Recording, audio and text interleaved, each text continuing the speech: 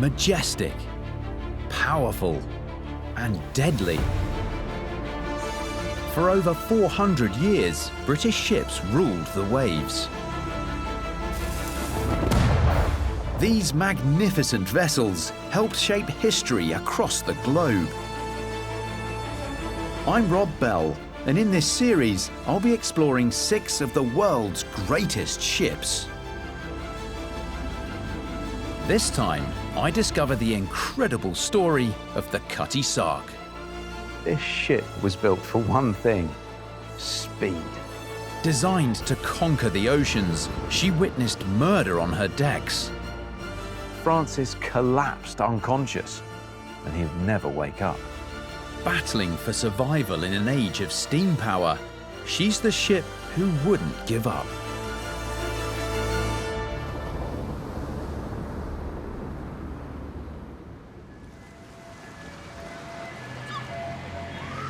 Greenwich, 2007. A national treasure burns. Flames rip through the body of one of the most iconic sailing ships of all time. The Cutty Sark. Over a decade ago, this beautiful ship was almost destroyed in a catastrophic fire. Yet today, she stands proud, a phoenix risen from the ashes. How a wooden ship could endure such a fierce blaze is a mystery. But the Cutty Sark's story is one of survival against the odds.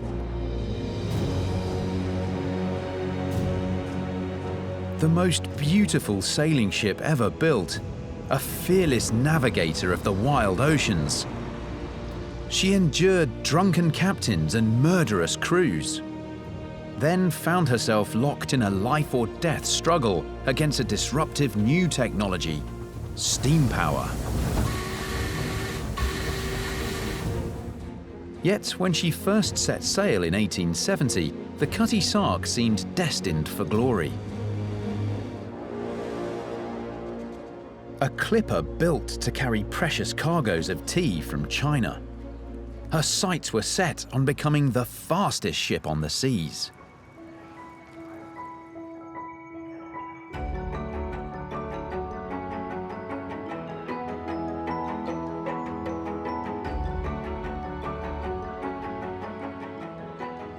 This is the hull of the Cutty Sark.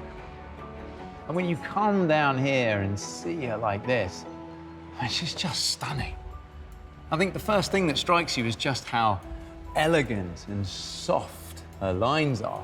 And this is a cargo ship carrying heavy loads, but there's no sign of clumsy, bulky outline down here. And the keel here heads straight down and cuts into the water like a knife. And then when you come right to the bow here, all those lines converge to a point as sharp as an arrow.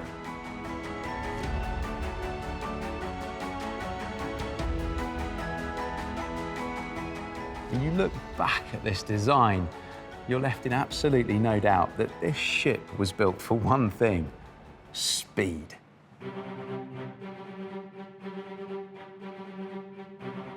With her streamlined hull and towering masts holding 32,000 square feet of sail, the Cutty Sark was one of a new race of superships. The clippers could go 4 times as fast as other cargo ships.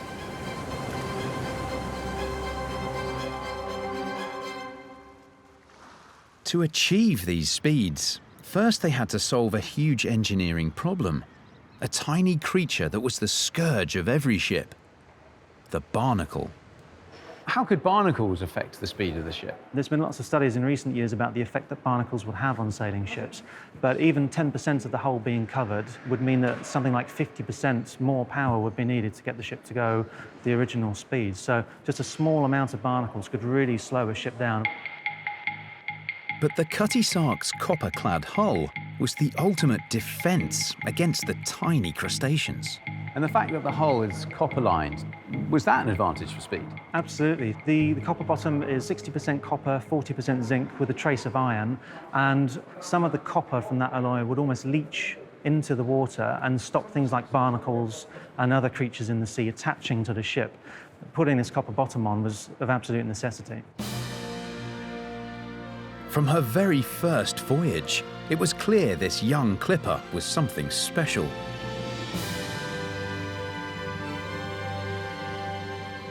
But for all her glorious design, her first few years on the tea run would be anything but plain sailing.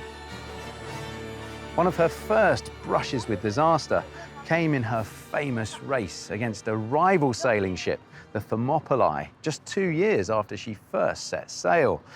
But in order to understand why she was locked in this race in the first place, you need to comprehend the explosion in popularity of a very British beverage. Victorian Britain was tea mad. Once an exotic luxury shipped from China for the upper classes, tea was fast becoming the nation's favourite drink.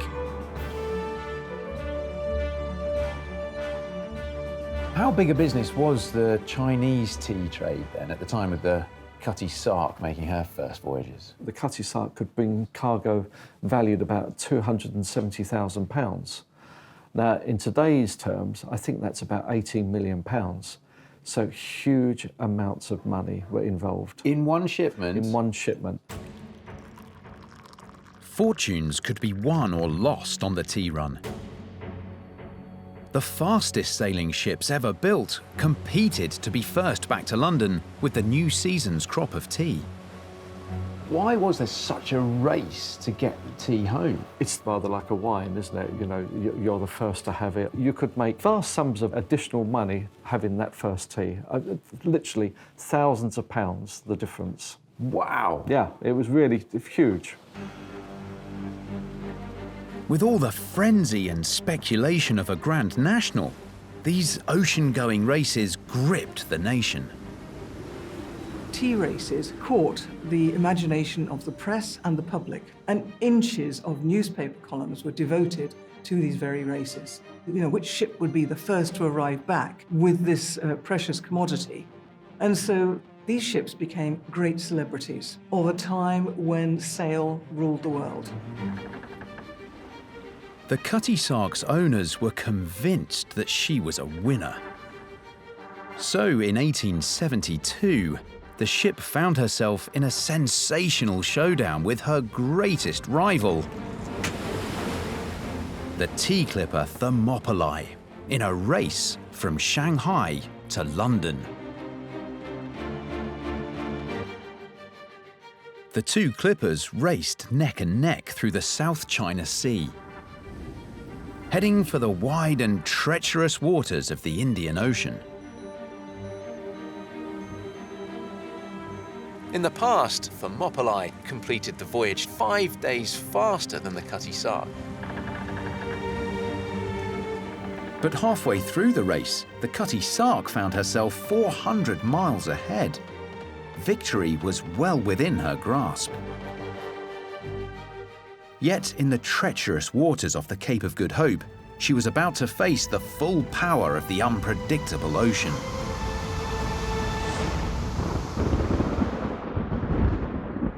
In a heavy storm, the Cutty Sark was hit by such rough seas that her rudder was torn off. Now, as you can see here, the rudder on a ship this size is pretty vast. That's a good few meters in height there. And to fix this usually would take an extensive amount of work in a dry dock. But the ship's captain, George Moody, knew that by pulling into port, the race with Thermopylae would be over. So, to keep the race alive, he proposed a radical solution. His crew would have to make and fit a brand new rudder while still at sea.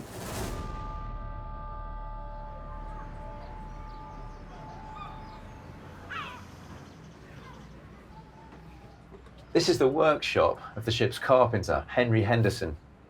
As you can see, it's pretty pokey in here. which meant that a lot of the work on the new rudder would have had to have taken place on the deck, which wouldn't have been easy on a busy working ship. But to make sure that this makeshift new rudder held together, it needed to be bound up with solid iron stays, which meant that the Cutty Sark needed a blacksmith. And that's where, as legend has it, a young stowaway stepped forward. He'd been brought up in a smithy, so he showed the crew how to build their own forge on the deck of the ship. Now, with the Cutty Sark being tossed around in high seas, having a forge on deck with red-hot cinders flying about and molten metal being poured would have presented some pretty serious health and safety risks for the crew. And when a heavy wave struck, the ship's apprentice was badly burned when the forge tipped over. And at the same time, the young blacksmith was thrown down the deck whilst carrying a red-hot bar in a pair of pincers, which almost struck the sailmaker in the face. And just picturing that commotion up here, it's like some potentially lethal form of slapstick.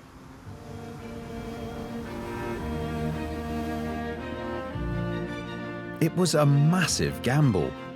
In appalling conditions, the crew managed to forge and fit the makeshift rudder. Carpenter Henry Henderson was rewarded with £50 for saving the ship, £5,500 in today's money. And the British Board of Trade hailed his sterling work as a model way to make a replacement rudder at sea. The Cutty Sark reached London just 7 days after Thermopylae. She'd lost the race, but the heroic endeavours of her crew had made her famous.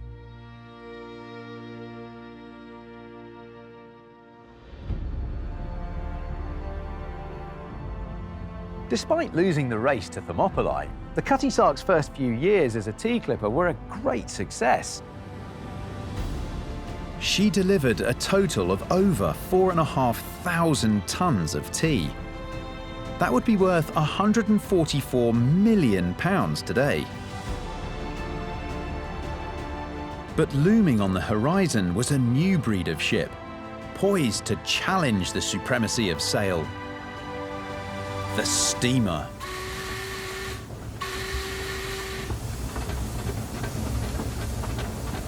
The young clipper would soon be fighting for her place on the ocean, while for the crews who sailed her, life was a daily battle to stay alive.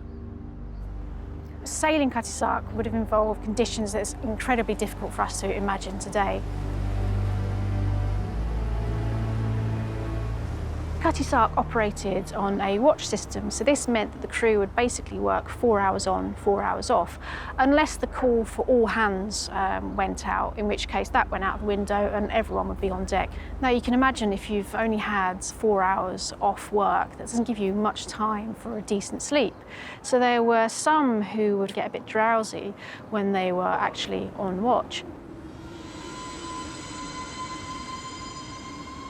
There were a number of nasty punishments. We know that one of the apprentices was punished by having a nest of baby rats dropped onto his face. So I'm sure he didn't make the mistake of falling asleep again. One of the perhaps more terrifying punishments that was well known throughout the sailing world was to be sent up into the rigging to ride the grey mare. So this would be a terrifying ordeal, to be sent up high into the rigging and to be kind of shocked awake to make sure that you never made the mistake of falling asleep on your watch again.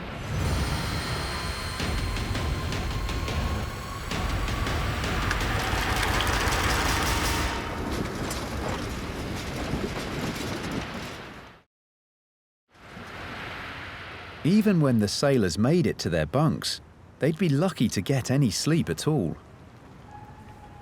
This is the deck house, where junior members of the crew would have tried to grab a few moments sleep between watches. Unlike a lot of ships from earlier periods, it does actually have bunks, but as you can see, they're not that big. Now, men back then were generally smaller. The average height of a man in 1870 was about 5 foot 5 inches, but still, that's not that much shorter than today. So, I'll show you here. There's no way that they would have been able to fully stretch themselves out and get comfortable. I'm quite a way off being able to do that here. But that wasn't purely sadistic on the part of the ship's designers. The idea was that if you were forced to squeeze yourself up into a ball like this, there'd be less chance of you falling out of your bunk while you're asleep. That said, I think I'd probably struggle to fall asleep here in the first place. It's not that comfy.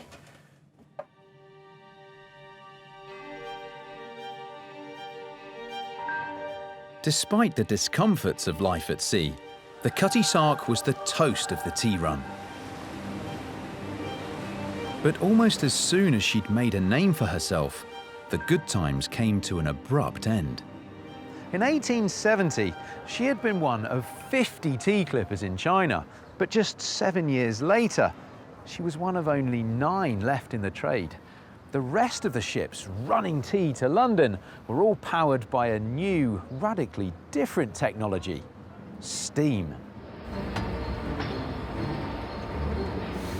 The modern age had arrived, bringing noise, power, and steamships poised to grab the tea run for themselves. In 1869, they got their chance with the opening of the Suez Canal. This incredible feat of engineering gave steamships a massive shortcut.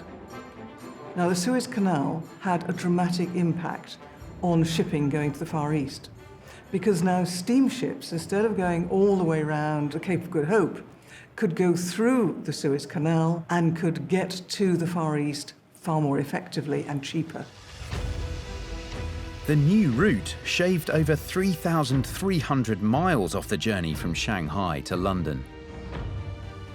But the clippers couldn't harness the power of their sails on the narrow waterway, so they still had to go the long way round, taking an extra 12 days. And so essentially this was the death knell of the tea clippers.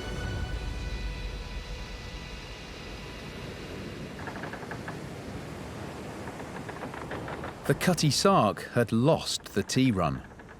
Desperate for a cargo, she stooped to the lowly trade of tramping. Now, a tramp ship is a ship that goes from port to port looking for cargoes. And so essentially they'll carry anything, because a ship is only of use to its owner when it's carrying something, because that's when it's earning money. And so the Cutty Sark becomes just a utilitarian cargo ship. This really changed her status. These vagabond years took their toll. She tramped all over the world, picking up whatever she could find: castor oil, paraffin, and coal. But the tramping trips to Australia were the worst. There, gold rush fever made it hard to hold on to skilled crews. At the height of her fame as a tea clipper, crew would fight to get on board, to be part of this famous ship. As she travels now to Australia, and you have gold in Australia, you get the opposite happening. As soon as the ship reached port in Sydney, sailors deserted, heading straight for the goldfields.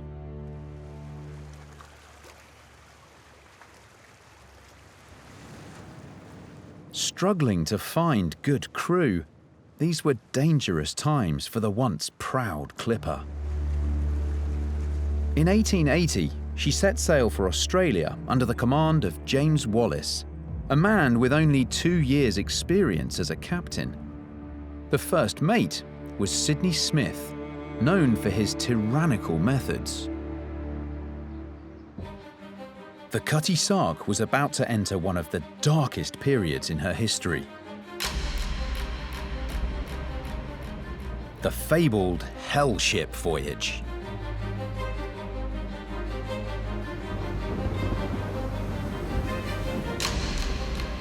On the 10th of August, 1880, the Cutty Sark got caught in a terrible storm en route to Japan, and it was all hands on deck to try and keep control. The ship's first mate, Sidney Smith, shouted to the lookout, John Francis, to let go the lazy tack, controlling one of the sails. But Francis seemed not to understand, and there may have been good reason for that. Whilst Francis had been recruited as an able seaman, the crew suspected that he was in fact an untrained kitchen hand. Smith lost his temper and stormed towards Francis, threatening to throw him overboard. Francis replied that if he came any closer, he had a capstan bar waiting for him. Now, a capstan bar is one of these large wooden bars used to turn the wheel when raising the anchor. Now, Smith, just next to him, however, had a broken capstan bar of his own. He picked it up, marched towards Francis, and clocked him over the head with it. Francis collapsed unconscious, and he would never wake up.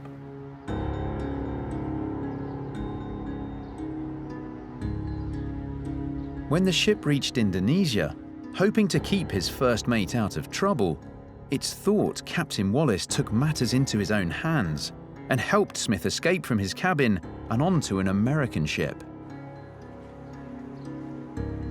As the ship headed toward Yokohama in Japan, Captain Wallace knew he was facing disgrace. Once word got out that he'd helped Sidney to escape, his career would be in tatters and he'd very likely face trial for aiding and abetting a murderer. So, as the ship neared port, Wallace decided there was only one way out of the situation, and it would require drastic action.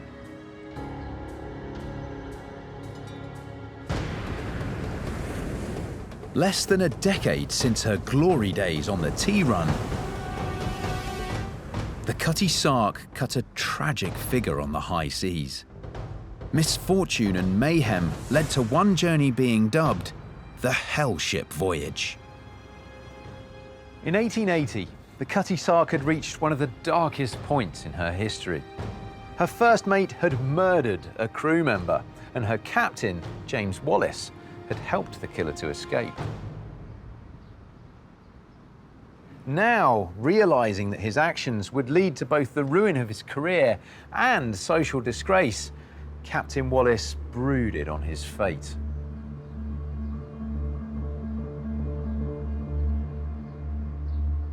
At 4 a.m. on the night of the 9th of September, 1880, the helmsman reported seeing Wallace pacing backwards and forwards on the deck.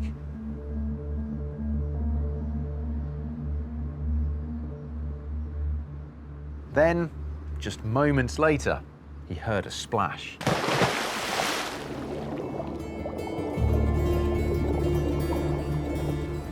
In the open sea, there was no sign of the captain, only sharks circling the water. And Wallace was never seen again.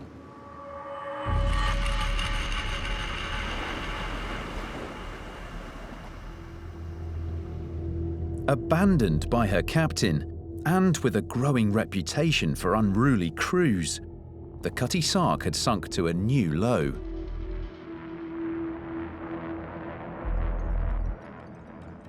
And the reckless behaviour of her next captain would risk the ship and the lives of everyone on board. This is the captain's dining room on board the Cutty Sark, and it comes complete with this rather strange fixture here. It's called a gimbal. It's actually a glass holder and will stop your drink from spilling, even at sea, because it will sway along with the movement of the ship. Now, it's safe to say this would probably have seen some fairly heavy use from the ship's next captain, William Bruce. He was a chronic alcoholic, and during a particularly heavy bender with his first mate, the ship only narrowly avoided a collision whilst at sea. Now, Bruce's drinking also made him somewhat forgetful, as he failed to stock the ship, meaning that his crew almost starved. A ship is very dependent on the feeling the crew have towards it, their morale. A sailing ship in particular, because to sail a ship at high speed, it requires a well-trained and well-motivated crew. If you don't have that, the ship itself is not effective. If you like, the men on board are the mechanism of the ship, and it's like the engine breaking down. The Cutty Sark had reached rock bottom. Begging for food from passing ships, she limped to New York, where Captain Bruce was sacked, and the poor Cutty Sark tramped on. Her new cargo from the sheep farms of Australia was raw wool.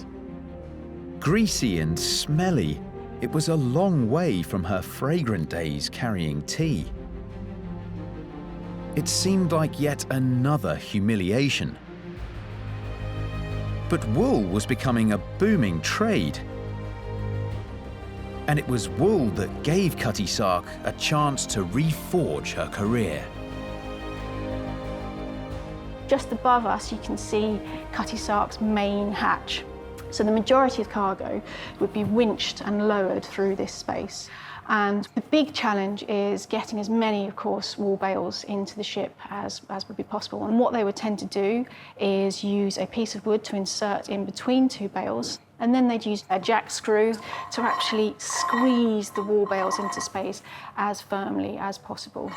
On average, Cutty Sark managed to load over 4,000 bales at a time. The fine merino wool fetched a good price back in London. In today's money, a shipload was worth more than £12 million. Her shameful days of tramping were over. Now part of a flourishing industry, she got the good captain she deserved. Richard Woodjet was a fearless navigator with a reputation for getting the best out of his crew and his ship. On the wool route across the Pacific, pushed along by the roaring 40s, the powerful westerly winds running around Cape Horn, the Clipper achieved her fastest times yet, covering 300 miles in a single day.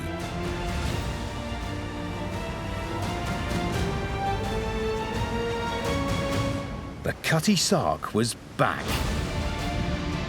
Reborn as a wool clipper and ready to take on one of the most feared oceans on the planet, the Antarctic.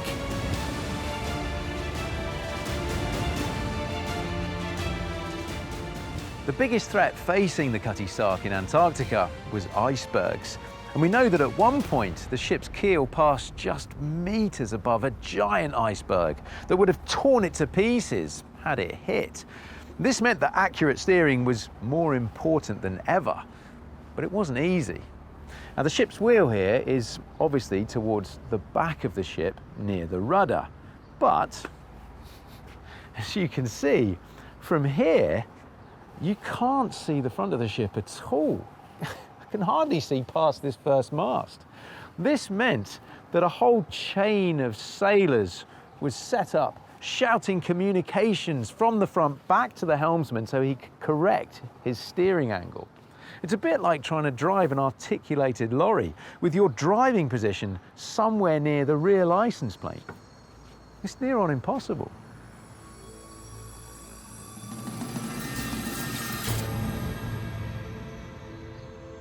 In 1893, Captain Woodjet records in his logbook the experience of actually encountering these icebergs. He suggests at one point that one of the icebergs he thinks is 1,000 feet high. This seems an incredible possibility to me, but that's certainly what he records in his logbook. He also talks about the sounds that the icebergs were making. It'd be like the crack of a rifle and sounds of cannons as the icebergs were moving and cracking, which must have been an absolutely terrifying thing to actually to encounter.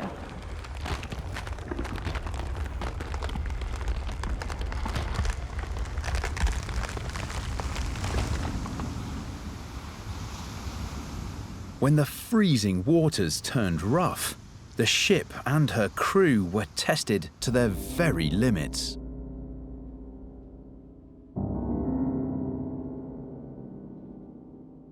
Captain Woodjet's log, 28th of June, 1891. an immense sea rolled up right aft. It dropped on board both sides with tremendous force. Smashing in the door of the fore and after houses, it rushed aft, covering the poop. The water was up to my waist whilst I was hanging on to the rail. You could see nothing but the boats and the masts. The whole ship was completely submerged. During the 31 years that I've been sailing the seas, I never saw anything approaching it in size or steepness.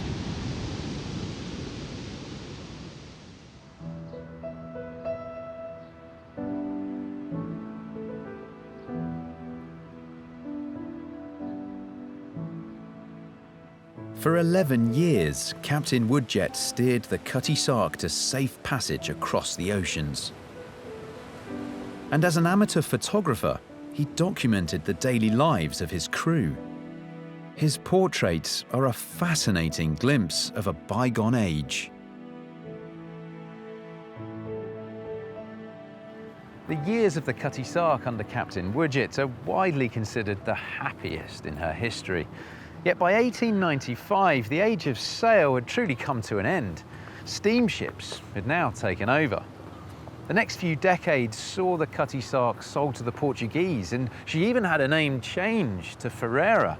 But despite her best working days now being behind her, her fame with the public was only just beginning.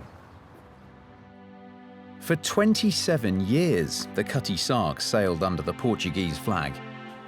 Then, in 1922, she came home. Bought by a retired sea captain and put to work in Falmouth Harbour as a training ship for Navy cadets.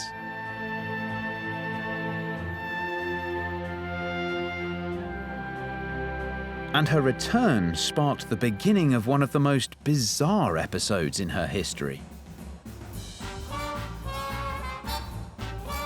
1923, America under Prohibition. In towns and cities all over the US, a flourishing trade in illegal liquor kept the authorities on their toes. While in London, royal wine merchants Berry Brothers and Rudd were hatching a plan to crack the underground US whiskey market with the help of the Cutty Sark. Berry Brothers and Rudd has a special relationship with the Cutty Sark. Can you tell me a bit more about that and how it came about? So we go back to 1923, in this very room. Two of the partners of Berry Brothers, Hugh Rudd and Francis Berry, sat round the table here with the artist James McBay, and were looking to come up with an idea for a whiskey for the United States. And James McBay started scribbling. And what he scribbled on the napkin that day became what we see in front of us here. This is the original label with the ship shown upon it, almost exactly the same as the sketch that James McBay would have done back in 1923. Lovely. The new whiskey was delivered to the rum runners, who made a living smuggling all kinds of liquor to the shores of the US. There was a huge issue at the time with bootlegging. What you had were a lot of the more established brands were often filled with the wrong liquid. Yeah. When you had a new brand that was coming into the market, it was much more difficult to fake. I guess there was an assumption then that if you had a bottle of Cutty Sark, it was going to be Cutty Sark on the inside as well as on the outside. That was the assumption. We also had a situation where the person that got it into the market, a guy called Captain Bill McCoy, was one of the most trustworthy men in the industry. He was teetotal. He was one of the original rum runners taking the spirit from the Bahamas into the Florida Keys. And his name is where the term the real McCoy came from. He was the one that got hold of the good stuff. Well, seeing as we've got the bottles here, Should we pour some? it would seem sad not to taste this and not to see what that success was all about.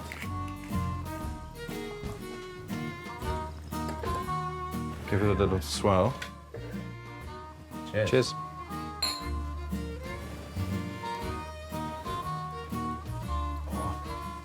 So there is a product that stands out as a liquid, Yeah. but also has a bottle with the label and the iconic Cutty Sark on the front. And I suspect it would never have been successful if it hadn't been for the ship. Cheers to Cutty Cheers. Sark.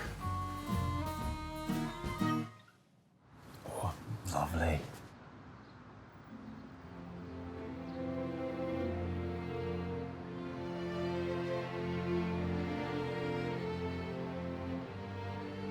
The Cutty Sark had survived 7 turbulent decades at sea. But by the end of World War II, her days as a naval training vessel were over. Suddenly, this once grand ship faced a very uncertain future. Even for a ship as well loved as the Cutty Sark, retirement can be a dangerous thing. In Falmouth, she'd been moored up alongside one of Britain's oldest warships, HMS Implacable, a veteran from the Napoleonic Wars. These carvings behind me here are from her stern. And just like the Cutty Sark, by the 1940s, HMS Implacable was in need of some seriously expensive upkeep. But after the war, the government had simply run out of money. So in December 1949, she set sail on her final voyage to be scuttled by explosive charge off the Isle of Wight. The director of the National Maritime Museum at the time was there and recalled that he wept. Today, this is all that's left of her. And unless Cutty Sark could find a benefactor, she too would face a similar fate.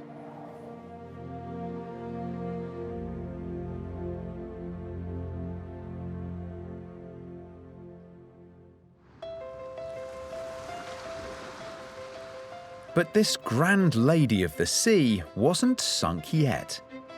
After the tragic end of poor old HMS Implacable, the Cutty Sark was given a permanent berth in Greenwich and restored to her former glory. Since she opened to the public in 1954, 17 million people have clambered aboard. The Cutty Sark had earned her place in the nation's hearts. But one night in 2007, she would face her greatest ordeal yet.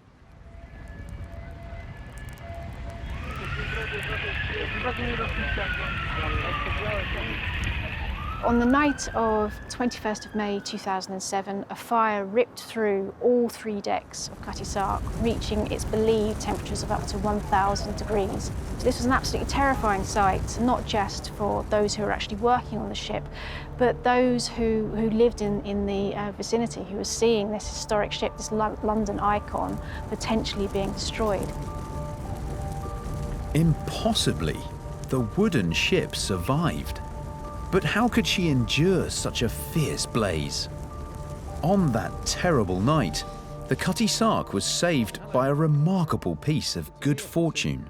I presume because most of the ship is made out of wood, does that mean that most of it was destroyed by the fire? No, luckily, all that was here was a very, very small percentage of the hull planks, the iron frames and new decks which had been laid on the main deck.